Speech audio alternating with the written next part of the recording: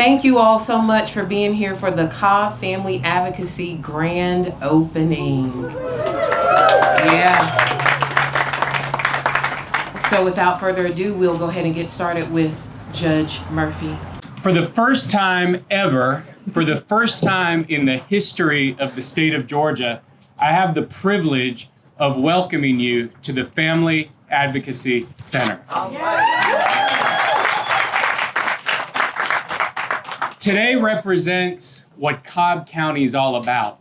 When there's a problem, we don't remain in our silos, in our bunkers, in our egos. We come together to solve the problem. You can see that just on the back of your program. Look at how many agencies came together to realize this day. And make no mistake, there is a problem with domestic violence in this county and this country. Just since the pandemic, the number of temporary protective order cases that we see each year has more than doubled. But we came together to do something about it.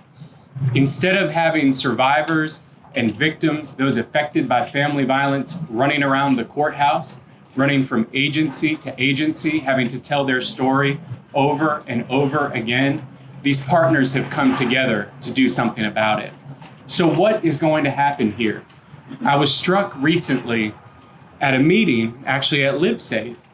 And when I was a young prosecutor, I worked in the domestic violence unit, we used to call the people affected by crime victims. Now we hear the word survivor so much more. But at this meeting, the LiveSafe representative, we were working on a protocol for what happens immediately after somebody's assaulted. And that representative from LiveSafe said, we're going to take the word survivor and replace it with victim. Because in the immediate aftermath of a crime, that person's still a victim.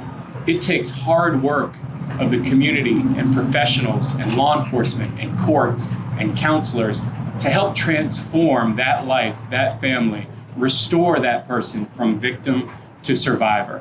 And that's the hard work that is going to happen here with all of these partner agencies. And so with that, I say thank you. Thank you to our district attorney, Mr. Brody, and to all the partners. Because when you have a vision, but you don't have hard work, you don't have follow through, all you have is a daydream. You could say, this is a real place, this is brick and mortar, and that's from the hard work of this team.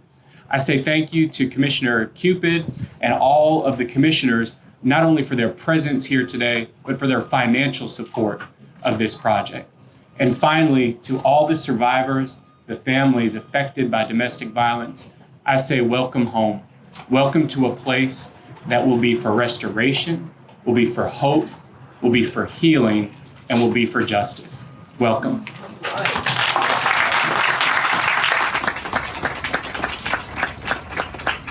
Well, I will speak first just because I want to introduce the amazing leader next to me, but my name is Casey Gwynn.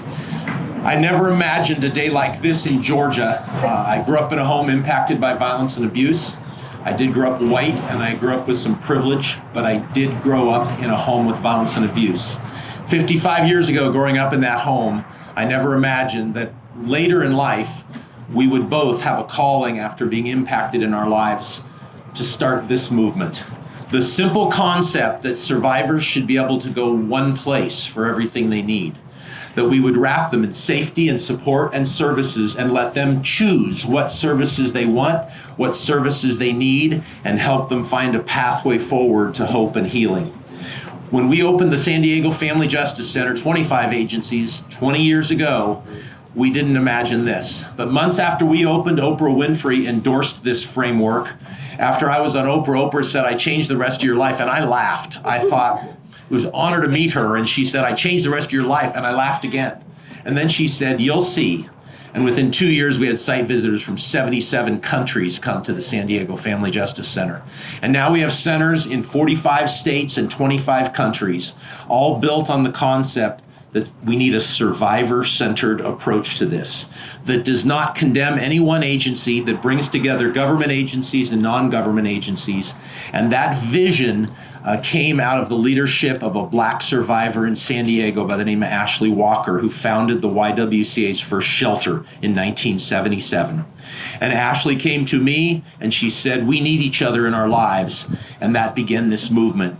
But we would not be here today if it wasn't for two people I want to call out. First, I want to say you have the right person in office as the DA to lead this effort. Flynn Brody is the right leader at the right time for this moment. And secondly, this would not be happening if Gail Strack, who was a criminal defense lawyer in San Diego and then a prosecutor, had not accepted my challenge to start the San Diego Family Justice Center, to bring together 25 agencies under one roof, and then bring them all into a collaborative relationship. And Gail Strack proved in 5 years at the beginning of the center that this is the future of this work. 0 domestic violence homicides. She reduced homicides to 0 of any person walking into the Family Justice Center. Had Gail Strack failed at leading this effort, I don't know if this framework could now be moving around the world. So I want to introduce Gail Strack, the first director of the first Family Justice Center on planet Earth. Please welcome Gail Strack. Well, thank you, Casey. I wish it was that easy, but as you know, it takes a remarkable power of we to make something like this happen. And I am so excited to be here because today is proof that dreams do come true. Sometimes those dreams take a little bit longer than you wish because our dream for a Family Justice Center actually started in 1989. And it took us to 2002 to open up the center, the real dream. And the reason it opened up is not only did we have a champion like Casey, but our police chief said, I'm in. And what these individuals did is they identified domestic violence as a priority for the city of San Diego. And our mayor, who was a former DV court judge, said that this was going to be his top priority because he said his city would not be safe until the families of San Diego were safe as well. So I hope I'm not going to cry as well because each time we get to go to a Family Justice Center that opens up and you walk in those doors, you feel the hope. You feel that there is going to be justice, that there is going to be healing. And the other thing that you feel when you go to a Family Justice Center is that it is a statement by all of you, that you are prioritizing domestic violence, that this is not going to be a grant that comes and ends, but that this is going to be a long-term commitment. And it also tells me when I get to go to another center is that this community cares about this community. You are showing your love. And I will share that when we had our opening back in 2002, it seems like 100 years ago, we had one of our elected officials say to me, he goes, Gail, I hope you realize that this is one of the most important things San Diego has done in the last 20 years. I went, and he goes, I hope you also realize this is going to be one of the most important things we have done in the next 20 years. Because what we do in this building today, tomorrow, will actually be an investment in our future. So I just want to say, take this time to celebrate the hard work that it took to get here, all the people that came together. But I will also say the hard work is going to start on Monday. So thank you very much for all of your heart to make this happen. Thank you, Casey. Thank you for this amazing team back here. And Tanisha, I was you 20 years ago. So we're soul sisters in this work. Absolutely.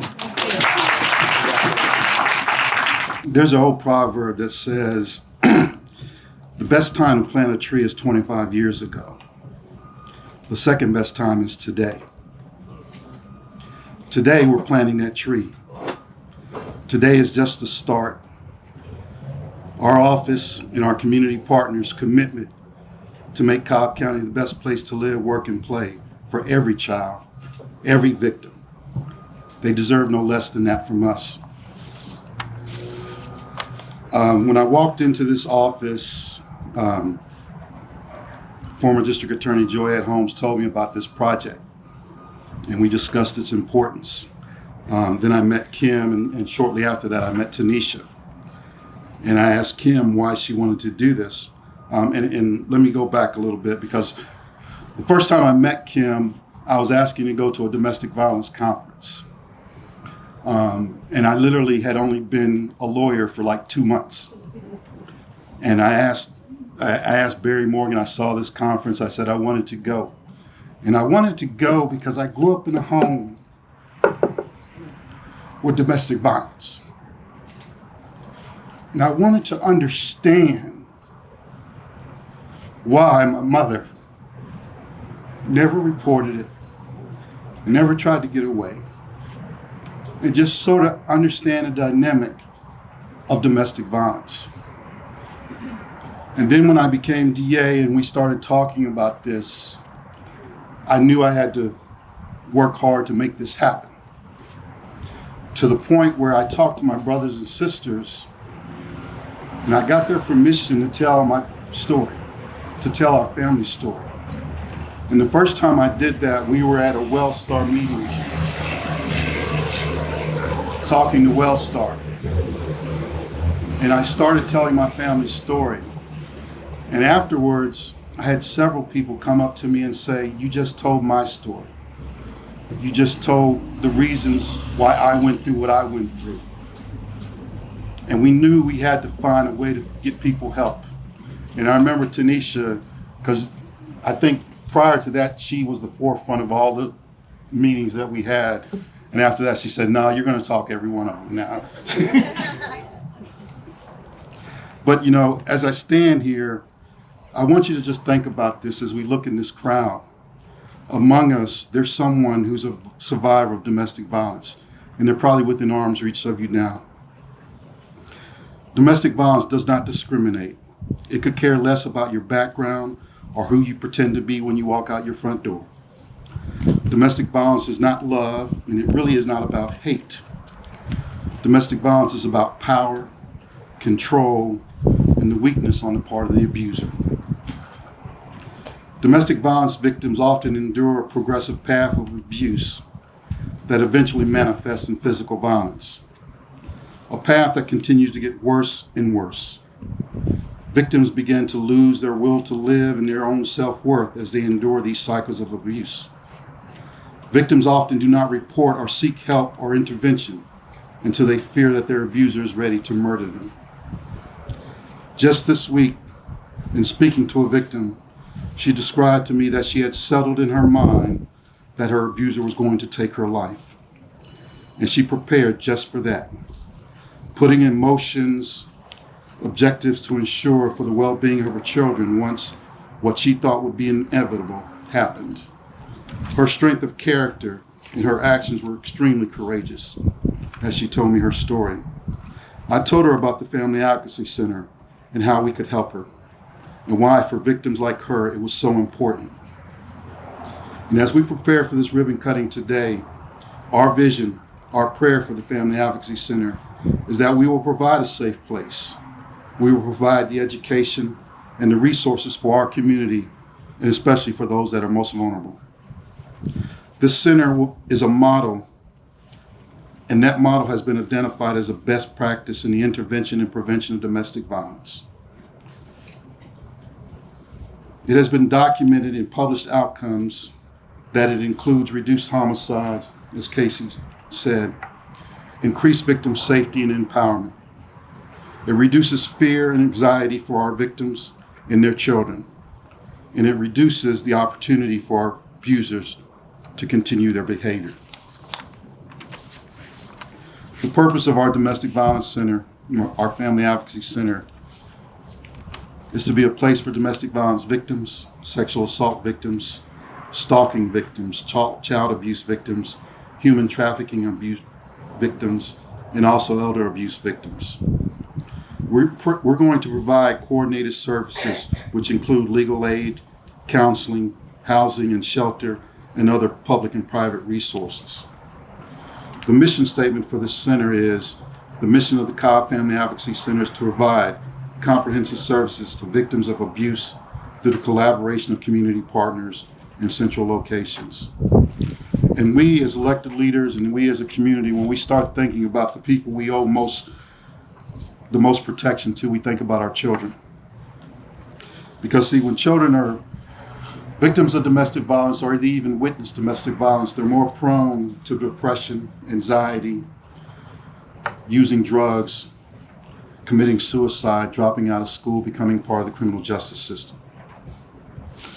But as a community of elected officials, law enforcement, first responders, we have a duty to work for the enhancement of public safety. And anything we can do to reduce the trauma for our victims, and especially our children, enhances public safety. So providing each individual every opportunity to thrive, to succeed in our community. Let's resolve today that we're going to take ownership. And this Family Advocacy Center is a big step in that. We're taking ownership of our community. We're taking ownership of those who we love. And we're going to make sure that every child has an opportunity to be successful, that every person can go home and be safe and not have to worry. And Tanisha and Kim and all our partners, I thank you so much for the work that you've done and the inspiration that you have provided for this community to make this happen. Thank you.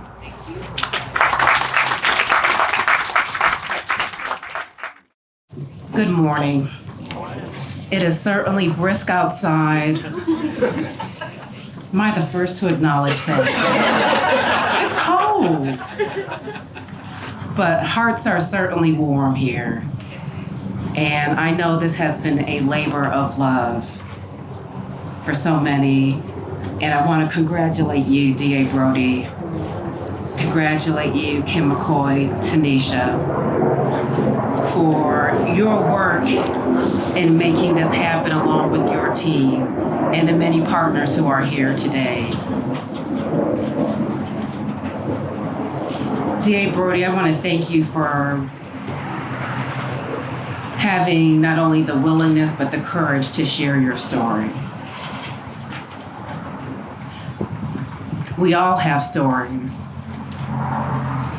And sometimes the things that cause us the greatest shame, if we're just resilient,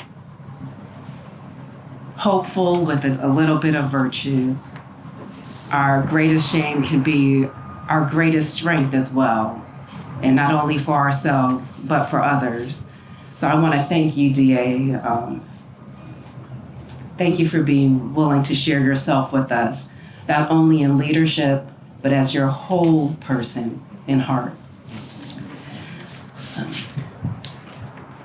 This center is going to be a beacon of light for our community, for so many families in their most darkest and heaviest hour. And it could not have been done were it not for the many partners who are here.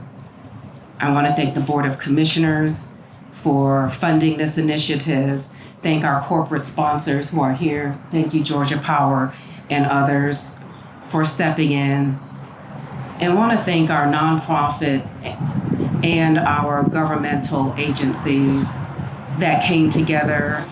Mayor Clemens, thank you for being here today. But thank you for all of you who stepped up to see the value that this can provide for all of our communities. It's going to take all of us to make sure that families in need know that this facility is here. So if you are not called out as a partner, each and every one of you who are here today and that see the video of this presentation are a partner, because you have the ability to share this with everyone, because you don't know if anyone who needs the service is going to have the courage that D.A. Brody had to share this. So that's my charge to all of us who are here today, is to not let this work be unknown, and hopefully we will be able to continue to ensure that Cobb County is a place that is safe, and a community that is safe for everyone, and that we are mindful of everyone. Thank you. I'd like my family to stand up, please. Stand next to me. 8 years ago, we were a family in crisis. I had asked my husband for a divorce, And he said, if you think you're going to get a divorce, I will kill you. Then he doubled down and called my father and told my father that he was going to kill me. We were on our own, hiding out in a hotel, getting police reports, figuring out how to get a temporary protective order, trying to figure out a safe plan. No parent should ever get a phone call that says, your daughter's been shot. You need to get to the hospital right now. No parent should have a trauma surgeon tell them, she's been shot 6 times. Her heart stopped. We got it going again, but we don't know if she's going to make it. No parent should have to, grandparent should have to sit their grandsons down when they were 13 years old in a waiting room next to an ICU and tell them, your dad shot your mom. Then he killed himself. We don't know if she's going to live. No children should have an ICU nurse come out and explain to them what all the hoses and machines and medical equipment that their mother is attached to and how that's keeping her alive.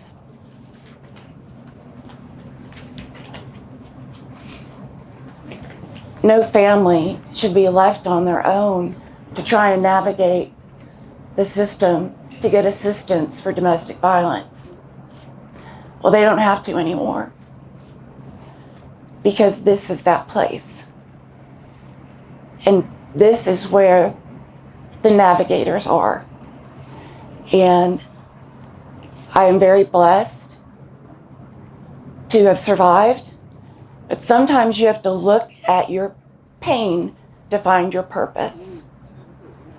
And this, the little part that I contributed to, is my purpose. And I can't thank all of you and everyone behind me for doing everything to get the Cobb Family Advocacy Center for the residents and the families and the children and the women of Cobb County. So thank you.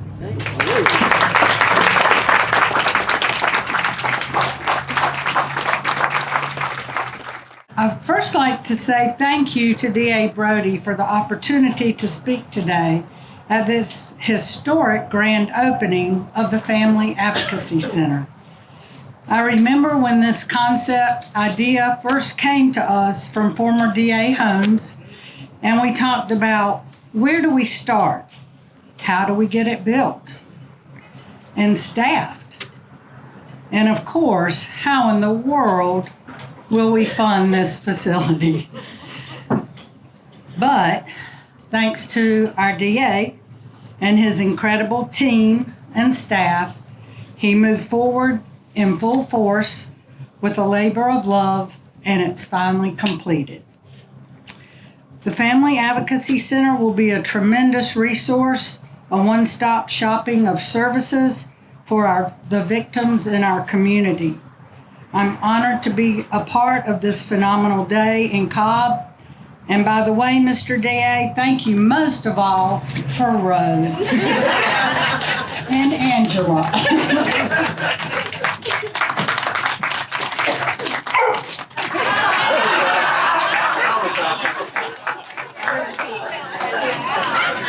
I think Hershey seconds that.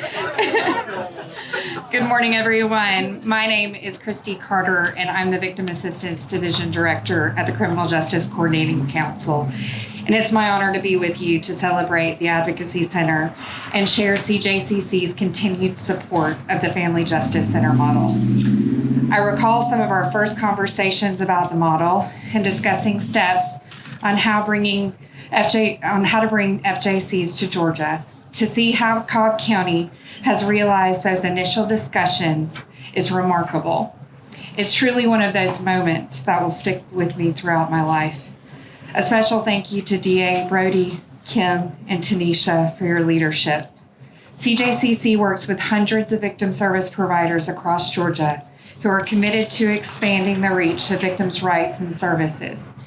Establishing FJCs requires the collaboration between community partners focused on meeting victims where they are, limiting the obstacles to living life free from violence, and enhancing the chances of successful outcomes. The significance of the work being done in Cobb County to bring the FJC Advocacy Center to life cannot be overstated. In just 3 years into their planning process, Cobb County established a leadership team, developed a strategic plan, secured a building, and are celebrating their grand opening today. The tenacity and determination to serve victims in a coordinated way serves as an inspiration to all our victim service providers across Georgia and our team at CJCC. So Cobb County, thank you for your leadership. We know that these efforts will have a long-lasting impact and will improve the journey for victims of crime. While we know that there may be hiccups and challenges as you move forward, please know that we hope that you look back on today and all of the achievements that you have made, and that they give you the fuel to move forward. You can do hard things, and it does matter. CJCC is thrilled to celebrate with you. And to all of the Cobb County leaders and FJC partners, let us continue to work together, recognizing that our collective efforts not only transform individual lives, but also lay the foundation for a safer, stronger, and more compassionate Georgia. Thank you all so much. Wow, that's loud, right? I wanted to talk loud enough so that our guests out from under the tent can hear us, and I, like the rest of my leadership up here, have written out what I needed to say. Last year, I felt like a preacher, but this year, I feel like a teacher. I sat in on my first survivor focus group. I met a mom of multiples who shared that she had to flee her abuser from New Jersey to Georgia with her 10 children. She had been gun whipped and strangled, all while her children were watching and screaming for daddy to stop hurting mommy. By the way, did you all know that a woman who has suffered a non-fatal strangulation incident with her intimate partner is 750% more likely to be killed by that same person with a gun? I had coffee with another survivor who shared how she lost her hearing and vision in one eye due to the severity of her abuse. I had lunch with another survivor and learned that her daughter was murdered by her boyfriend. How right before her daughter was murdered, she sent a text message to her best friend saying that she was scared. I got a call last year around this time from a dad and his son who was fleeing another state to Georgia due to the abuse and addiction from his wife. They had nowhere for him and his son to sleep. The temperatures around that time was hovering around 23 degrees, and the first night he and his 11-year-old son slept in an emergency room. I heard a replay of a 9/11 call of a 7-year-old baby that called to say that mommy was bleeding and she wasn't moving and that daddy had been drinking. You could hear mom screaming in the background while her baby was crying to the 911 operator. I had a mother who shared that her husband punched her in the stomach, knocking the wind out of her, and then started playing Russian roulette with a gun one night. Just so happened the gun went off, but the bullet ricocheted and went up through the ceiling instead of hitting her. Do I have y'all's attention? Implementing this Family Justice Center model is allowing the Cobb County community to embark upon a journey to break the silence that will shroud domestic violence. It will dispel the myths that perpetuates it and create an environment where survivors can reclaim their voices and rewrite their stories. This center is a testament to the strength of our community, a symbol of our commitment to stand together against domestic violence, against child and elder abuse, against sexual assaults, against human trafficking, against stalking. I want to express my deepest gratitude to the dedicated team, the FAC staff that has helped bring this center to life, to our volunteers, to all of our partners who have poured their hearts and souls into creating a haven for those in need. Your commitment to this cause is an inspiration, and it reaffirms that change begins with us within this community. As we close this chapter of the grand opening, let us remember that the true measure of our success lies not only in the bricks and mortar that form this center, but in the lives that will be transformed within the walls. Let us carry forward the spirit of unity, compassion, and advocacy that brought us here today. And I ask that you all will join me in a moment of silence, because we've built a lot of friendships here since we've started. And one of our dear friends went home to be with his maker, Mr. Charlie. He was part of our property management team. Anything we needed Mr. Charlie to do, he did it. And he got called home the other day. We didn't know. So please join us in silence.